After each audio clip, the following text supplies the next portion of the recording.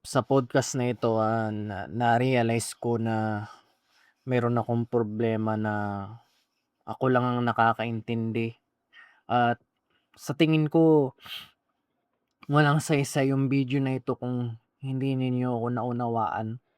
Kasi gano'n talaga kapag artist ka na katulad ni Van Gogh, meron siyang painting na na ini-express niya na hindi niya ma-express sa tao kasi nga lagi na lang siyang mag-isa.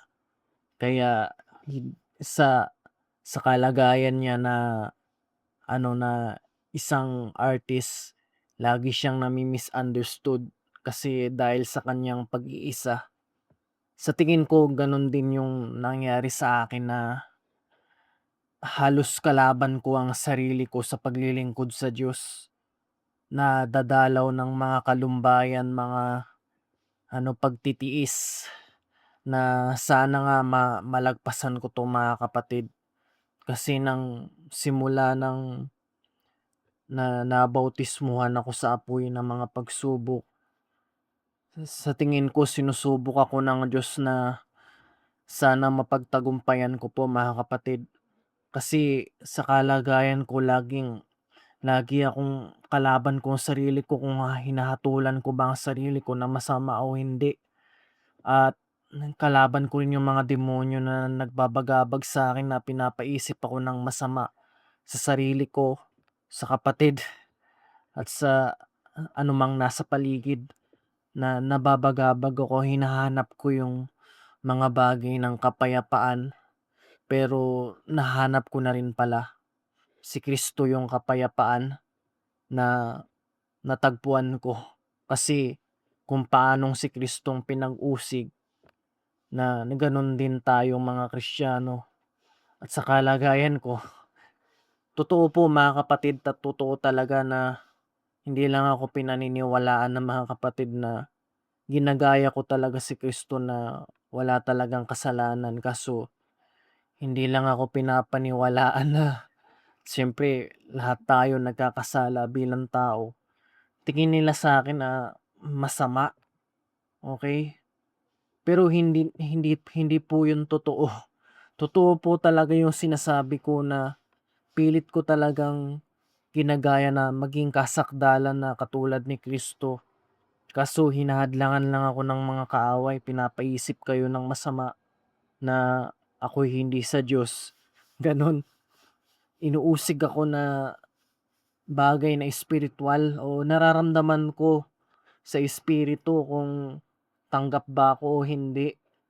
At saka may mga kalumbayan ako na kirot sa puso na kasi dahil nga sinusubok ako kahit na mga itakwil ako ng mga kaibigan at hindi po ako naintindihan ng pa man kahit pa magulang ko kaya kapatid sa iglesia na po ako, nahihirapan ako na patunayan at kung tunay talaga, di sana makita ninyo sa mga gawa ko, gano'n, mga kapatid.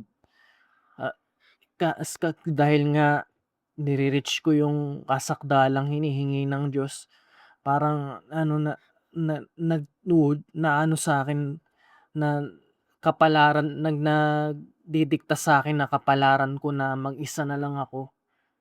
Siguro ganito yung kalagayan ko, ganito ba, Panginoong Hesus, yung kalagayan ko na mag-isa na lang ako sa buhay, walang mga kaibigan. Tapos hindi ako maka-relate sa kanino mang tao kundi ang sarili ko lang. At saka salamat sa pakikinig niyo sa akin sa podcast na ito. Parang feeling ko hindi ako nag-iisa kapag pinapanood ako ng mga tao sa podcast na ito. Sa totoo, ang dami kong foolishness, ang dami akong kagaguhan na pinagagawa ko sa buhay nung hindi pa ako naanib. Tapos pinapaalala ng mga demonyo yung mga dati kong kasalanan na hindi naman totoo na ginagawa ko yun ngayon. Hindi po totoo na masama ako, eh. Dati po akong masama pero sa totoo hindi. sa sobrang ano debosyon ko na pagsunod kay Kristo, siguro ako lang naman siguro ang makakaunawa kasi ano, hindi mo mauunawa hangga't hindi mo ginagawa, 'di ba? Ah, Hindi mo mauunawaan yung tunay na pag-ibig ng Diyos hangga't hindi mo ginagawa. Kasi kapag ginawa mo, gumagawa ka ng mabuti, pumupunta ka sa charity event, umaawit sa Diyos at nagpapasalamat ng tuloy-tuloy, tapos darating din sa panahon na gusto kang makuha ng kaaway ng mga demonyo na pumanig ka sa kanila dahil sa pag-uusig sa espiritu. At saka patawarin niyo po ako mga kapatid, hindi ko talaga maiwasang makaisip ng masama kasi talagang may demonyo na nanggugulo sa akin. Kasi hindi hindi mga bagay na hindi ko naman iisip pero ano, ginugulo talaga ako ng kaaway, Siguro ito yung kapalaran ko na habang buhay dadaigin ko yung mga demonyo na yan. Ah, sa Actually ano naman, natataboy naman sila kapag umaawit ng panalangin sa Diyos. Nag-ano ka, nag-aawit ng papuri. Pero minsan ano, dahil nga sa mental health ko na problema ko sa laman, parang ano na ano na sa akin yun na parang naiwang sugat ng panunukso ng mga demonyo na tatanim pa rin sa puso ko na hindi hindi ko talaga makaiwas sa masama. At ang payo sa akin ng mga matatanda na umaalis na talaga yung mga demonyo kapag umaawit ka. Pero siguro hinayaan na nga yata ako ng Diyos sa mga demonyo para masubok ako kasi kahit umawit pa ako ng papuri, nandiyan pa rin sila, Siguro kalooban ng Diyos na pahintulutan niya na tuksohin ako ni Satanas para masubok po ako ng Panginoon. Loobin po mga kapatid, sana ma-perfect ko po yung na hindi na talaga magkakasala, usugin ako ng mga kaaway kasi hindi niyo ako naintindihan. Siguro pinabayaan ako ng Diyos na nasa kaaway na pinapaisip ng masama para masubok ako. Sa ano mga kapatid, sana matapos ko po yung pagsubok na ano binigay sa akin ng Diyos para mapatunayan ng Diyos may pagmamalaki niya na ako'y sa kanya katulad ni Job. Opo, hindi po ako masama mga kapatid, 'di lang po ko naunawaan.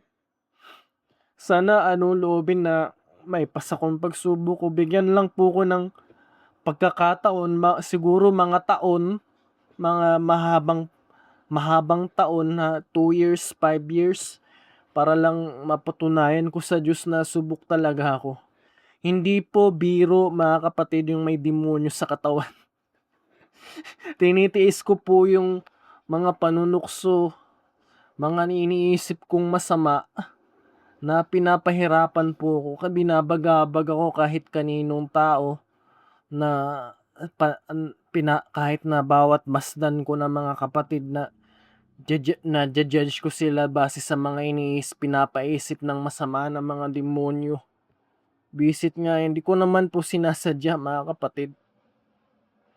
Halos araw-araw nanganganib yung buhay ko kasi akala nila masama ako. Sana maintindihan po ko sa kalagayan ko. Alam po ng Diyos yun, alam po ng Diyos sa puso ko na ano, na pinipilit ko na maging sa Kanya. Ito yata yung kapalaran ko na mag-isa. At tanggap ko na po mga kapatid na bating po ako, halos hindi ko na pinapansin yung mga siso, kaya unti-unti tinatanggap ko na po na wala po akong ano man, bobo po ako, hindi po ako nakapagtapos ng college, at saka wala po akong kapera-pera, YouTuber lang po ako. At sana makapagtiis po sa pagsubok ng Diyos na inano sa akin, binigay. Kasi pinayuhan ako ng matanda, dapat nga daw magalak daw ako, eh, kung pinag-uusig daw ako ng mga kaaway kasi palatandaan daw yun na ako'y sa Diyos, sabi sa akin ng matanda. Kasi wala naman akong mga kaibigan, gusto kong kaibiganin yung mga matatandang kapatid kasi yung mga matatanda, mas ano sila, realistic sila sa buhay kasi yung isip ko matanda. Parang katulad ng painting na ito na ni Van Gogh, yung isip ko matanda pero yung katawan ko bata. Parang sobrang realistic ba ng buhay dito sa mundo na may kapighatian na may kirot sa puso kasi lahat naman tayo mamamatay, hindi ko ma-enjoy yung buhay na ito kahit na maglakbay man ako, mag-travel, pumunta man kahit saan, magliwaliw, mag-sightseeing, magkaroon ng mga bagay na sanlibutan, asawa, ng mga tinatangkilik. Hindi na po ako sinasasayahan dun, mga kapatid. Kasi alam ko, lahat tayo mamamatay, lahat tayo tatanda. Sobrang realistic ko dito sa mundo. Parang, walang masaya, hindi tunay dito, hindi patunay na hindi talaga ako taga dito sa sanlibutan. Ayoko po dito, mga kapatid, may kapighatian dito. Gusto ko po sa paraiso. Gusto ko po maging dapat yun lang po. Yung gusto ko lang maging dapat yun lang yung pangarap ko sa buhay.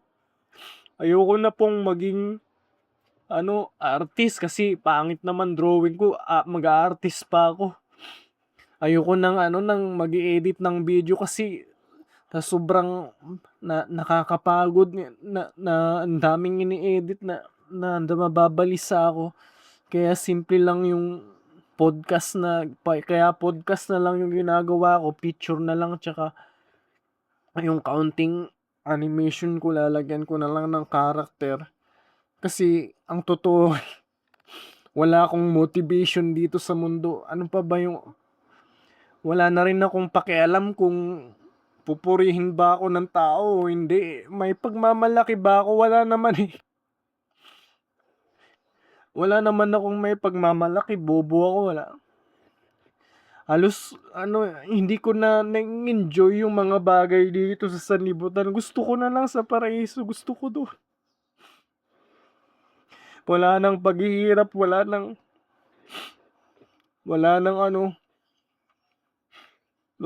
lumbay. Kasi dito sa mundo, ang daming kasamaan, mga demonyo, ditiis ko sila. Pati rin sa mga pag-uusig ng mga hindi tunay na kapatid, mga ganun, pinapag-isipan ako ng masama pero ang pag-asa ko meron naman po. Sana sa video na ito maunawaan niyo po ako. May mga kaaway po na naggugulo, inuusig po. Yun po yung totoo. Hindi po ako masama, mga kapatid. Nahihirapan lang po ako. Naniniwala po ako sa isang kapatid na sumasampalataya na matatanggap po ako sa mga kapintasan ko. Hindi ko po Hindi ko talaga ma-perfect. Alam ko po yung gagawin, mga kapatid, kaso hindi ko ma-perfect dahil nga may masamang pita ako, may sakit sa depression kahit na nandiyan man o wala yung mga demonyo, halos wala akong pahinga sa aking isip, na nalulumbay ako dahil nga hindi masaya dito. Patunay na hindi talaga ako taga dito sa sanlibutan. Ayoko po dito, mga kapatid. Puro paghihirap lang dito. Kaya hindi ako nawawalan ng pag-asa. Yung pag-asa ko si Kristo kasi naniniwala po ako, kaya niya po akong baguhin. Kaya niya po akong pagalingin sa depression basta't sumunod lang ako sa kanya. Kaya lang naman ako may depression dahil sa mga kasalanan ko eh. Kasi nakaka-depress naman manood ng mahalay, mga nakaka-depress kasi sising-sisi ka pagkatapos mo ginawa. Dati pa yun, yung hindi pa ako kaanib, tas hanggang ngayon nag-i-struggle ako sa ganong sitwasyon. At naninigurado po ako na hindi ko na talaga gagawin ulit kasi nga Hindi ko maperfect. Loobin po, mape-perfect ko din po. Naniniwala po ako sa pananampalataya, mape-perfect ko din po. Bilang halimbawa ni Kristo na nagbata, pinag-usig, may mga hindi pa po ko alam mga kapatid. Kaya po ako nakikinig kay Brad Eli, kay Kuya Daniel, sa mga hindi ko po naintindihan. Ano, parang may sinasabi sila na kahit na sabihin pa na huwag kang ma-depress, ang Kristiyano hindi nade-depress. Pero may kirot sa puso ko na hindi ako taga dito, ayoko po dito. Kaya nung nabigyan po ko ng tungkulin na binigyan po ko ng tungkulin na maging halimbawa ni Kristo, tuwa po ako mga kapatid. Kasi yun lang naman yung purpose ko sa buhay, parang magpakita ng halimbawa, parang nabuhayan ako. Sumaya ako, kaso ganun talaga, may mga kaaway, uusigin ako, pero pag-isipan ako ng masama, hindi po totoo na masama po ako. Pinipilit ko na, hindi ko na talaga maabot. Dahil may kapintasan ako, ganun. Wag sanang hanapin sa akin yung masama. Tularan niyo po sa akin yung mabuti. Kahit na hindi ko po kaya na maging katulad talaga ni Kristo, at least may kahit na 50% na nagawa kong mabuti, tas 50% masama. Sana yung 50% na mabuti, yun po yung tingnan nyo. Hindi yung masama na nasa akin. Kasi pinipilit ko dito sa sanlibutan makasunod sa Diyos. Hindi lang po nila ako maintindihan kasi may mga bagay na spiritual, hindi lang physical. Sa spiritual na nararamdaman ko na may kaloob sa akin na espiritu na ako lang nakakaunawa, kaya hindi niyo po ako maintindihan. Kahit na ano pang explain ko, kasi halos pag inexplain ko parang hindi niyo ako paniniwalaan. Hindi ako naiintindihan. Sige, ganun yata yung kapalaran ko na ako lang sa sarili ko nakakaunawa. At hindi ko naman ni-expect na unawain niyo ako. Ewan ko ba, pakiramdam ko sa sarili ko, napakawalang kwenta ako eh. Yun yung kalagayan ko. Sobrang baba ng tingin sa akin, kahit sasabihan pa akong pogi. Iniisip ko na pangit pa rin ako, may facial dysmorphia. Kasi yung tao tumitingin sa mukha, yung Diyos tumitingin sa puso na kakalooks maxing ko, kakapagpapogi ko, hindi na ako magiging pogi. Gusto ng tao, mga pogi magaganda, yun yung nagba-viral sa social media, yun yung kumikita ng malaki. At least sana, kahit na pangit man lang po ko, hindi ko pinapakita yung mukha ko, sana yung aral po, itapon nyo na po ako. Yung aral, yun po yung kunin nyo sa akin. Yung halimbawa ni Kristo, yung sabi ni Brad Eli na, alam din ni Brad Eli na pangit siya, hindi siya gusto ng mga tao. Sana, sabi ni Brad Eli, yung yung balat itapon mo na, yung laman yun po yung kainin nyo. Yung aral po, manatili po tayo sa aral na wag isipin ng sino man na mas mabuti siya kaysa sa kapatid. Isipin nyo lalong mabuti yung kapatid kaysa sa inyo. Sana naiintindihan nyo po ako. Yung totoo, mananagot po talaga ako sa Diyos kahit nagkamali po ko araw-araw, kaya laging kabado kung mali ba o tama yung sinabi ko. Na pangangaral ko dito sa YouTube, hinahatulan ako, ang dami kong mali mga kapatid. Sa totoo, kung itatama ko yung mga mali ko, ubos na talaga yung video ko.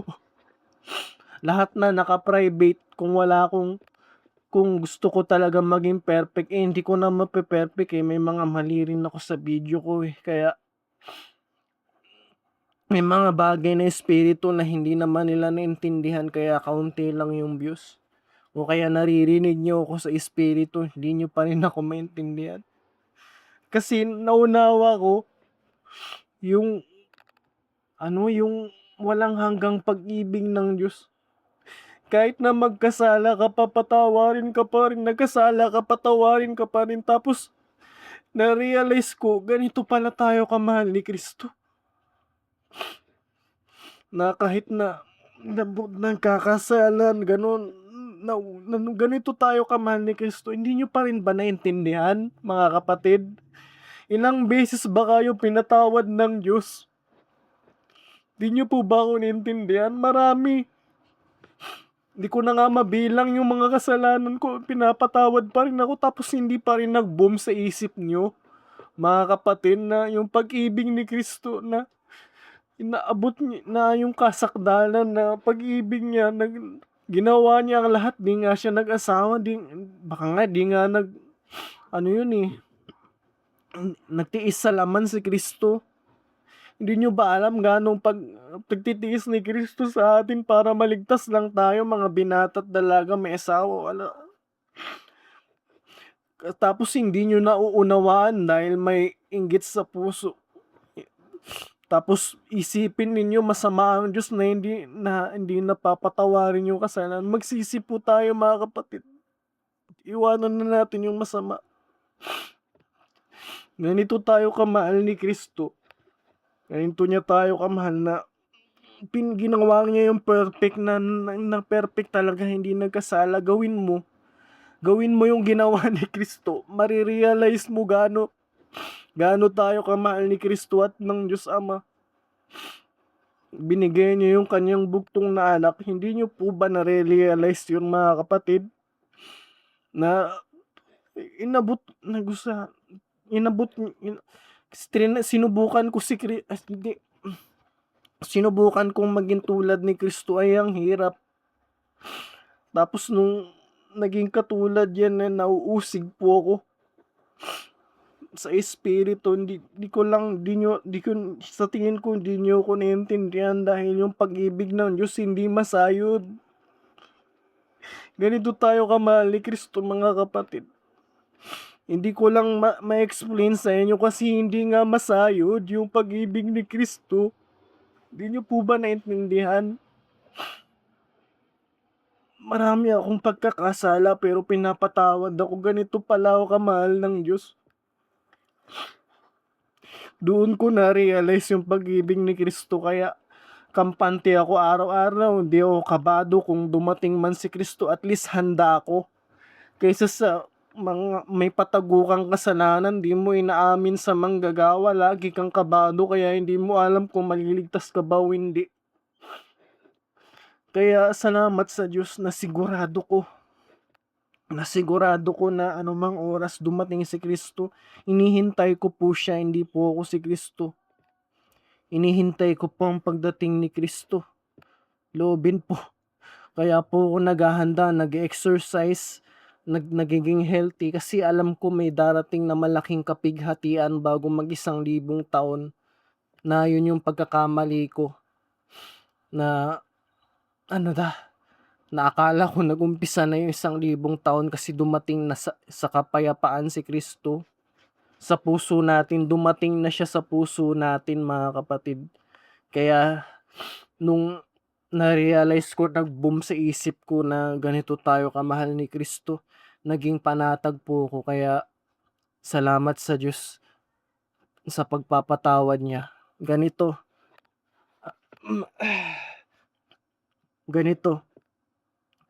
So, nung nasigurado ko na nung maliligtas ako na wala na talagang kasalanan, pero nagkakasala ako, pero alam ko na mapapatawad ako ng Diyos kasi nasigurado ko po yung kaligtasan ko, kaso inuusig lang po ako. Sana may matutunan kayo sa video na ito, mga kapatid. Hinihintay ko po yung pagbabalik ni Kristo, siya po yung pag-asa ko. Kaya ano man ang mangyari sa buhay na ito, pag-usigin man po ako, okay lang po. Hindi lang po ako naiintindihan, kaya umuunawa din po ako sa inyo, mga kapatid. Loobin po, maabot din po natin yung kasakdalang hinihingi ng Diyos, na mape-perfect din po natin yun. Patawarin niyo po ako sa mga kamangmangan at kasalanan ko. Wala po akong kabuluhan, mga kapatid. 'Di po ako masama, mga kapatid. Inuusig lang po kayo ng mga kaaway.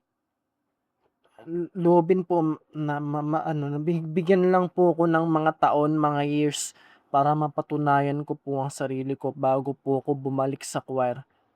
Naniniwala ako posible 'yun na wala na talagang iniisip na masama para wala nang bumabagabag sa akin kung sa Diyos ako, okey? Papalitan ko ng pag-iisip ng mabuti yung mga tukso sa'kin ng mga kaaway na mag-isip ako ng masama, hindi po ako yun, mga kapatid. Yung mga demonyo po yun yung nagpapaisip sa'kin ng masama, at saka pinabayaan na po ako ng Diyos na mapaisip ako ng masama ng mga demonyo, kasi pagsubok po sa akin yun. Kahit na nagagalit sa akin ng walang dahilan yung mga kapatid, okey lang po, kasi dinadaya lang sila ng mga demonyo. Okey lang po, wala po akong kaibigan. Mag-isa lang po ako nagsasalita sa podcast na ito, wala po akong kasama sa bahay. Wala po akong makausap, okey. Nandiya-diyan naman yung mga magulang ko, salamat sa Diyos. Mahal po ako ng magulang ko. Tinitiis po nila ako kahit na may sakit ako sa depression. Sa sana po ano, maunawaan niyo po, mga kapatid. Loobin po, magiging dapat din po ako, pati kayo. Maabot natin yung kasakdalan na hinihingi ng Diyos. Hanggang kasakdalan ay ating maabot, magkaisa tayo. Hindi pinipilit ko po na makiisa sa inyo, mga kapatid. Patawarin niyo po ako, introvert po ako. Hindi po ako ano, wala po akong mga kaibigan, kaya hindi ko po nauunawaan paano makipagtungo sa kapwa-tao. Loobin po, papraktisin ko rin po yung social skills ko. At hanggang dito na lang po, mga kapatid. More videos to come, one at a time, if God willing. And see you in the next video.